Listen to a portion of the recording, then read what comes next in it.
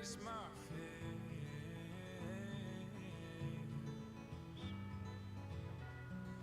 The time has come to make a choice. Use my voice for the love of every man. My mind's made up, never again, never again will I turn round. Though they may surround me like lions and crush me on all sides, I may fall, but I will rise. Not by my might or my power, or by the strength of souls, only through your love, my Lord. All that's lost will be restored.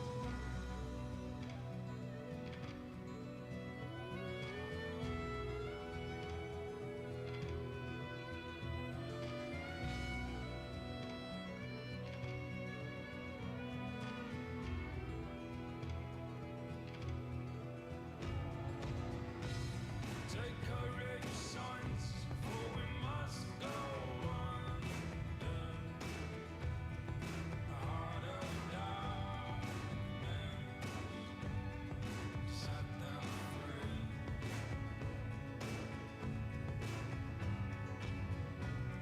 But don't lose heart when you see the numbers. There's no measure for faith we bring,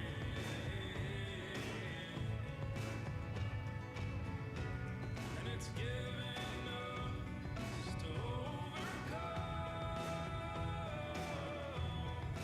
if we run where the Spirit calls us on. The greatest things have yet to come. With the dawn, we will rise. Though they may surround us like lions and crush us on all sides, we may fall, but we will rise. Not by my might or my power, or by the strength of souls, only through your love, my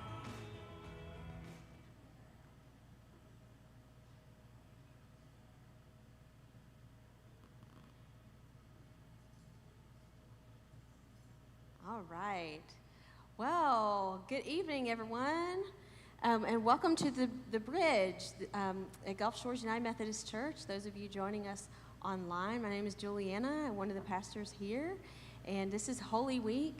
As you notice, we are set up to commemorate Holy Week this week. We have some special worship times, including tonight, that is a part of our Holy Week time at the Bridge. And then tomorrow night, there's a special service where we will have communion at 6. It's right here in this space. And that's our Maundy Thursday communion, but also our Tenebrae service where we'll remember the last words of Jesus. And then on Friday, you are invited to this space also at 6. It'll just be open. I believe everything will be moved. So the prayer labyrinth, I think Josh has done a great job of coordinating that, and it'll just be open for us to be in prayer during this holy time and what it means for us. I do just have one announcement. I have another exciting announcement at the end of the service, but I just want to tell you first off that, all right, not only is this Friday Good Friday, but it begins spring break for many of us. So next Wednesday, we won't have Wednesday night activities, okay? Y'all have a happy spring break. And then I'll have an announcement at the end of the service about what's coming in the weeks after that. So this Sunday is Easter Sunday, or Resurrection Sunday. We're counting down the days till Easter at my house. Because, you know, it does involve also, you know, bunnies and candy and stuff like that also. But I appreciate that every morning my 4-year-old has come out and found me in a chair, usually with my coffee, and attempting to do my prayer and Bible reading, and he asks for us to read the Bible, and so we are going through his little kid's Bible and coming up on those stories that sometimes we get to this time of year and they're just a little too familiar. We think, well, I know what happens. But I read something this week that caused me to pause and think about it in a little bit deeper way, okay? So tonight, when we get to our video in just a minute, we're going to be telling the story of the Gospel of Luke, chapters 22 to 24. And Luke chapter 22, we will be talking about that tomorrow night, is the night when Jesus was arrested. Before he was arrested, he wanted to express the meaning of his coming execution to his closest friends. So that night when they were having a meal, he used these symbols of Israel's like ancient Passover meal to show how he would courageously allow himself to be killed for the sins of the people.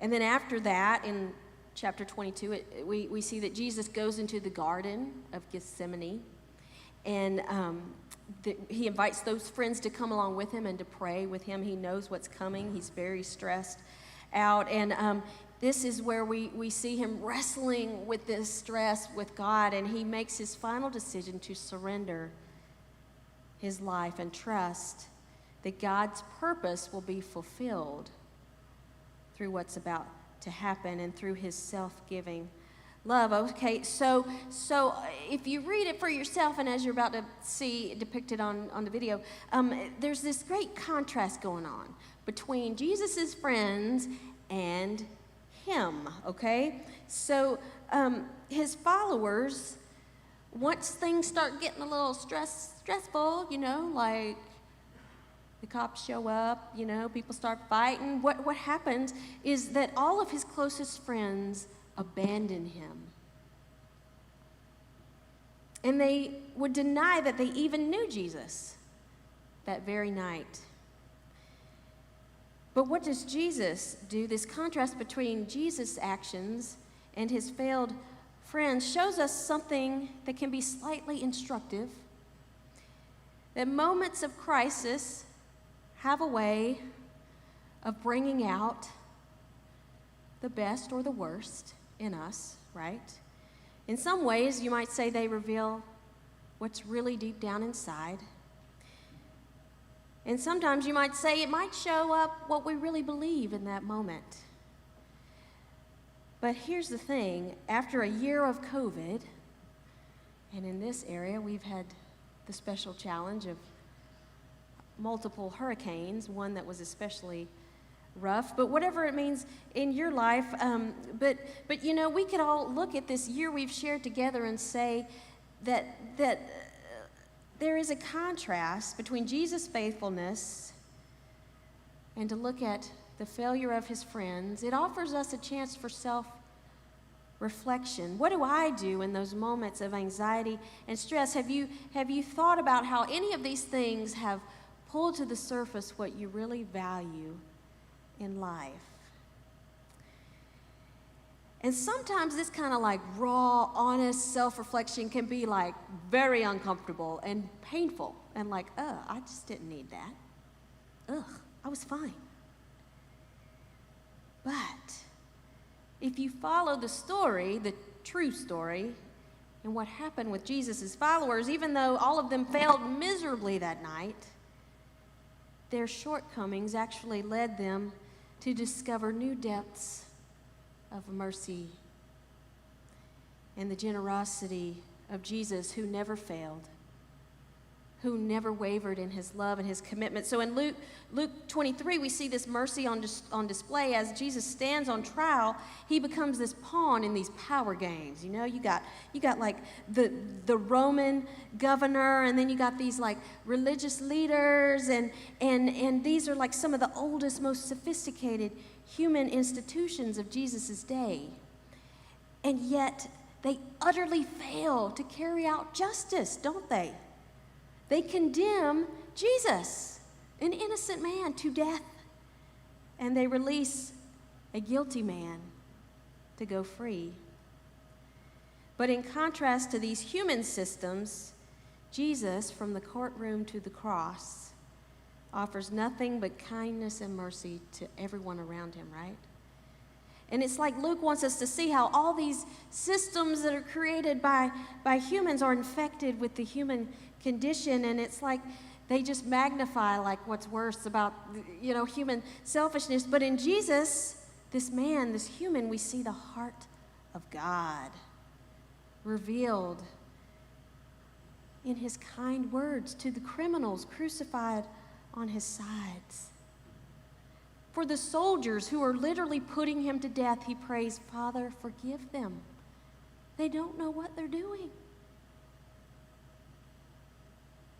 And in the story of Jesus hanging on the cross, God's love takes human forms, and he succeeds when these brightest and most sophisticated of human institutions utterly fail. So when chapter 4 begins, the tomb is empty. And then Luke tells these strange stories of Jesus appearing to his closest friends, but even they are like, they don't even recognize him. They don't know it's him until he's disappeared. And it's like they just couldn't imagine how Jesus' death fit into God's purpose in the world. And that's because in their minds, an executed Messiah was a failed Messiah. There's no way. But what if Luke is inviting us to consider, what if even Jesus' closest friends were wrong? What if God's love revealed in the death and resurrection of Jesus, if that's the real truth that's holding the universe together? What if the cross is God's way to exposing all of our distorted ways of seeing the world? And what if we have to surrender all of our currently held notions of God and how he's supposed to run the world? I'm sorry, I have a lot of notions on how I think God's supposed to run the world. What if I need to give all that up before I can see the real Jesus and follow him into the new creation, which is better than my mind can even conceive?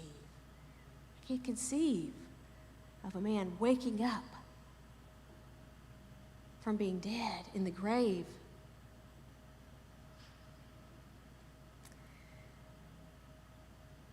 But he did it.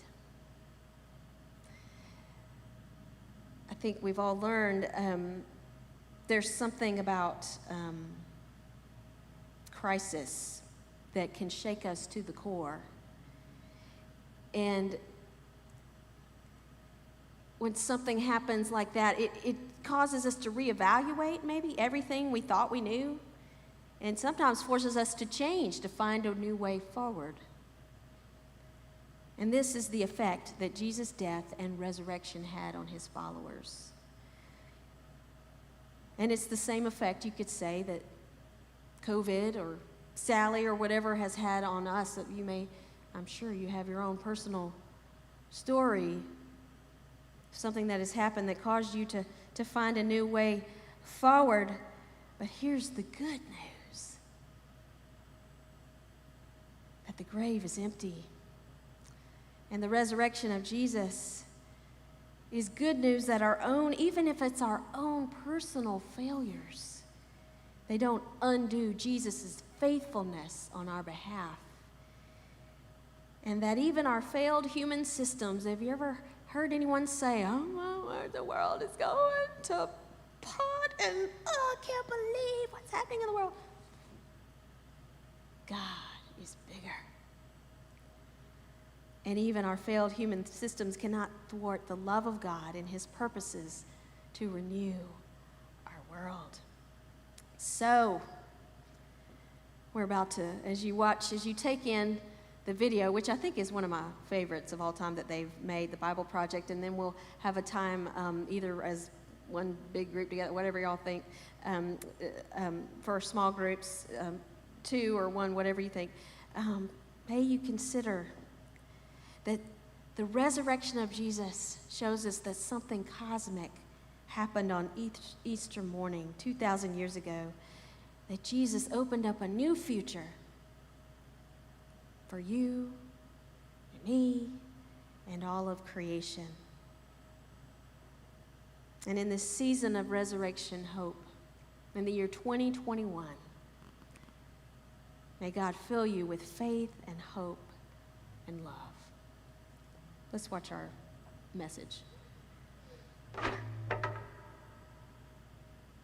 So we're walking through the Gospel of Luke, and we've reached the end of Jesus' long road trip to Jerusalem. He's arrived. So he rides a donkey down the Mount of Olives towards the city, and all these crowds are forming, and people are singing, "Praise the King who comes in the name of the Lord." They're laying down their cloaks in front of him. Now, why all this royal treatment? Okay, so Israel's ancient prophets promised that one day God himself would arrive and rescue his people and rule the world. Other times, the prophet spoke about a coming king who would ride into Jerusalem to bring justice and peace. So Jesus is activating all these hopes that he's that king, and everyone's ecstatic. Well, not everybody. The religious leaders, they think Jesus is a threat to their power, and so they're not happy. But even more striking, Jesus himself is distraught. He's actually weeping as he rides. Yeah, why? Well, Jesus can see what is coming. He knows that he won't be accepted as Israel's king. And he knows that Israel will keep going down a destructive path, neglecting the poor, stirring up rebellion against their Roman oppressors. And he knows that it will lead to death.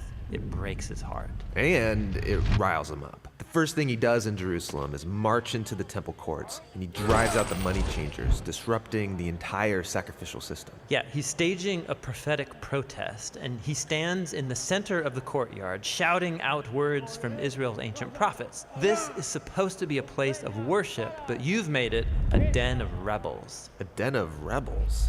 Yeah, he's quoting from the prophet Jeremiah, who stood in this same spot, the center of Israel's religious and political power. And he offered the same critique of Israel's leaders, that they're rebellious and corrupt. And they get the message and start to plan to have him killed. Which is no surprise to Jesus. In fact, he planned that all of this would happen during Passover. This is the Holy Week when Jewish people celebrate their ancient story of how God liberated them from slavery and invited them into a covenant relationship. And so Jesus uses the symbols of Passover to reveal the meaning of his coming death. The broken bread was his broken body, and the wine was his blood that would establish a new covenant relationship between God and Israel. Jesus was going to die for his people and open up a new way forward. After the meal, Jesus takes his disciples to a garden to pray. And he struggles with the very human desire to save his life instead of sacrificing it, but he overcomes this temptation. And it's here where the religious leaders, with the temple guards, find him and arrest him. Now, Jerusalem was being ruled by the Roman Empire, and so the temple leaders couldn't execute Jesus without permission from their Roman governor, a man named Pontius Pilate. And so they make up this charge that Jesus is a rebel king stirring up revolution against the Roman emperor. Pilate asks Jesus, "Are you the king of the Jews?" And Jesus answers, "You say so." So Pilate can see that Jesus is an innocent man and he doesn't deserve death. But the leaders keep insisting that he is dangerous, so they negotiate a compromise. Pilate will release an actual rebel against Rome, a man named Barabbas, instead of Jesus. And so the innocent is handed over in the place of the guilty. Jesus is taken away with 2 other accused criminals and nailed to a Roman execution device. And people are mocking him. Hey, if you're the Messianic king, save yourself and us. But Jesus loved his enemies to the very end, offering hope to one of the criminals dying beside him. And he even prayed for his executors. "Father, forgive them. They don't know what they're doing." And then The sky darkened as an innocent man died the death of a rebel. And then Jesus cried out with ancient words from Israel's Psalms, "Father, into your hands I commit my spirit." And then Jesus died, innocent and alone.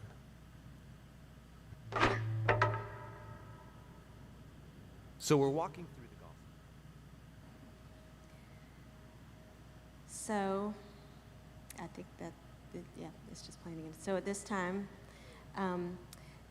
Katie and Brandy are both facilitators, so if y'all want to, we'll spend a few moments just in our groups, or one big group, however. Brandy, you're kind of in the middle, but we'll just spend a few minutes together before we close out the night with worship.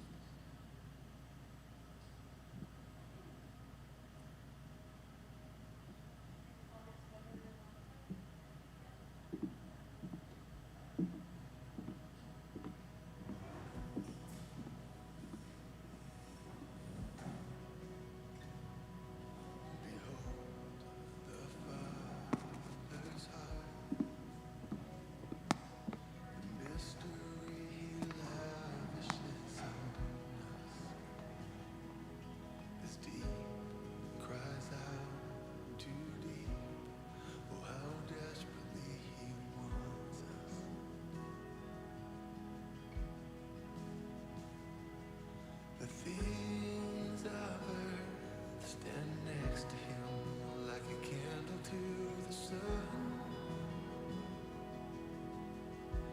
Unfailing Father, what compares to his great love?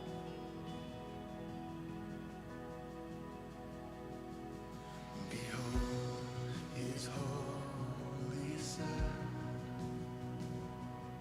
the Lion and the Lamb given to us. The Word became a man, and my soul should know its Savior.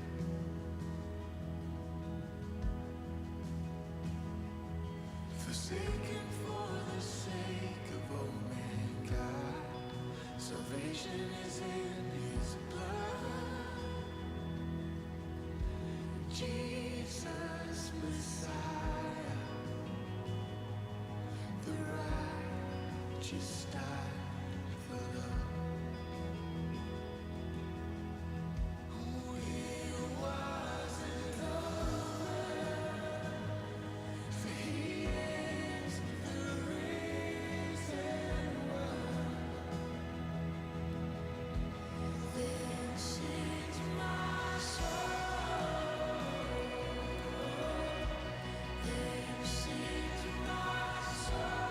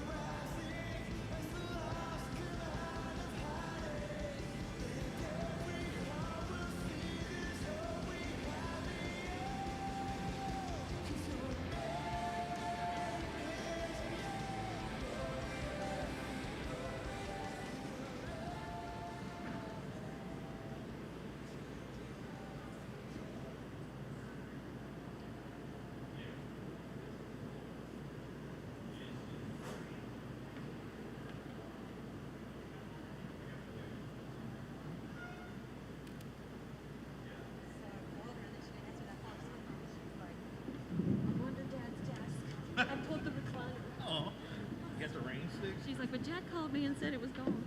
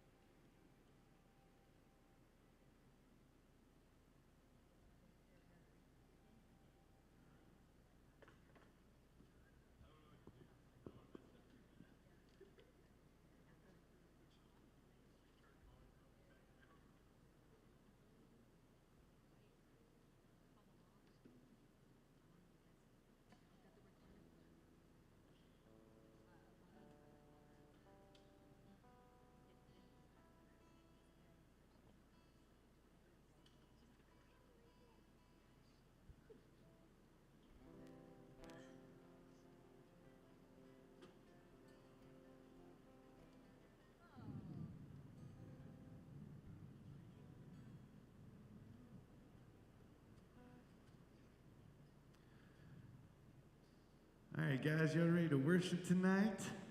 Let's stand and give him some praise.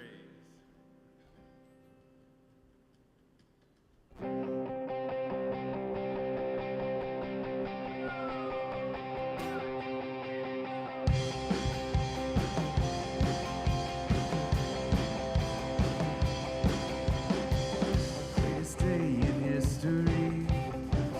Death is beaten, you have rescued me. Sing it out, Jesus is alive. The empty cross, the empty grave. Life eternal, you have won the day. Shout it out, Jesus is alive. He's alive. Happy day! Oh, happy day, happy day. You wash my sin away. Oh, happy day, happy day. I'll never be the same. Wherever I change.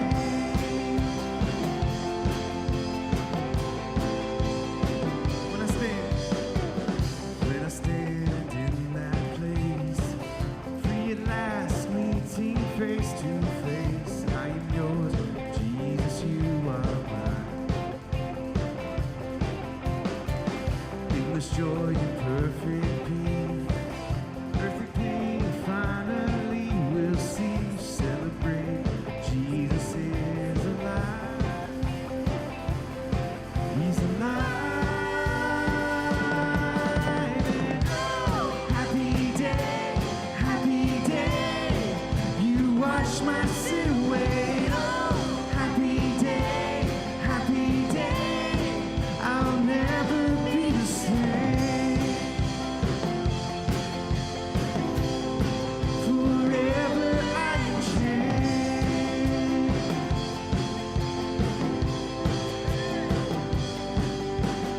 Oh, what a glorious day. What a glorious way. You have saved me. And oh, what a glorious day. What a glorious name. And oh, happy day, happy day. You wash my sin away. Oh, happy day, happy day.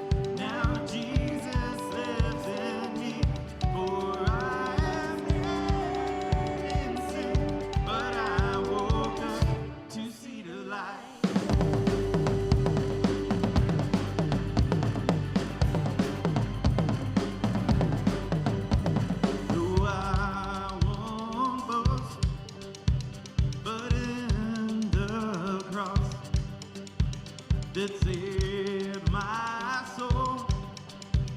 All else is lost. The grip of fear has no hold on me. So where, oh death, where is your sting? No longer I live. Now Jesus lives in me. For I was dead in sin, but I woke up to see the light.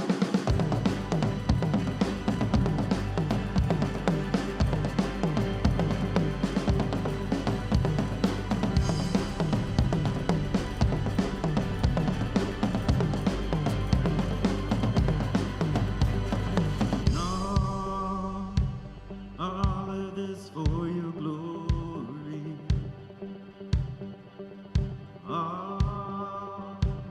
All of this for your glory.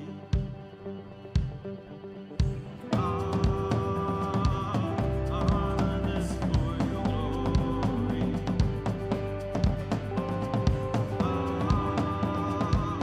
All of this for your glory.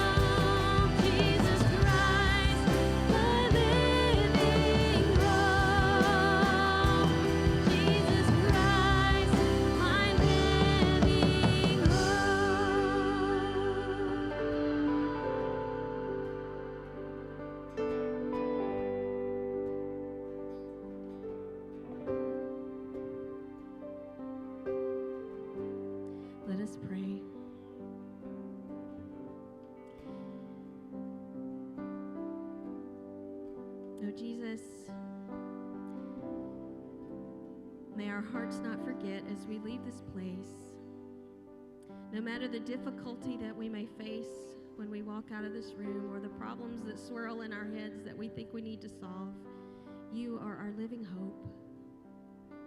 And you died and you rose again to prove that nothing is too hard for God.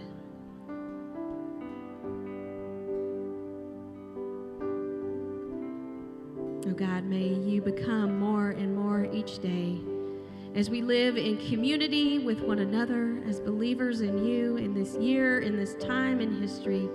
May you build our faith and our hope and our love as we trust in you more and more each day. We make these prayers in the name of our living hope, Jesus Christ. Amen.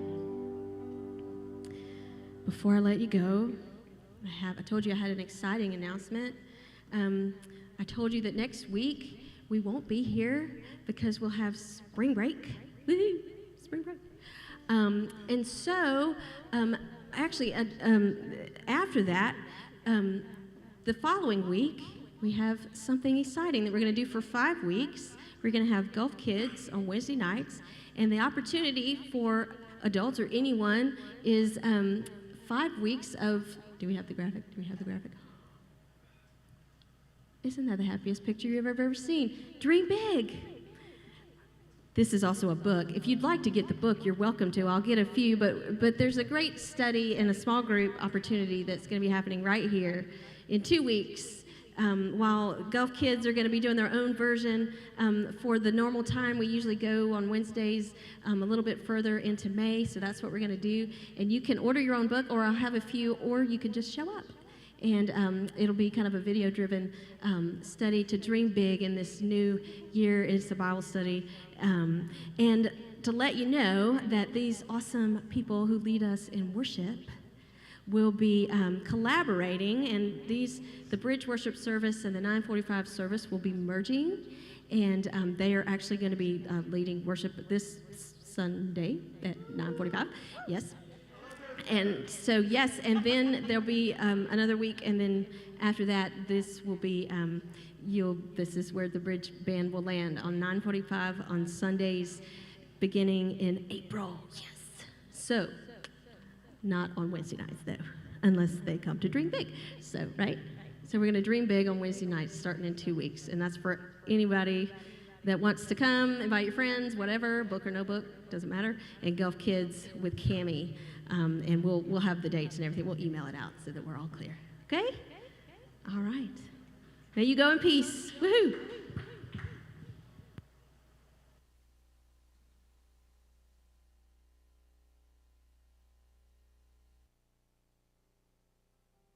Fullness of eternal promise, stirring in your sons and daughters, earth revealing heaven's wonders.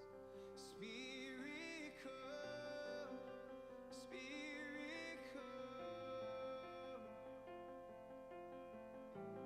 What you spoke is now unfolding. All your children shall behold it. Dreams of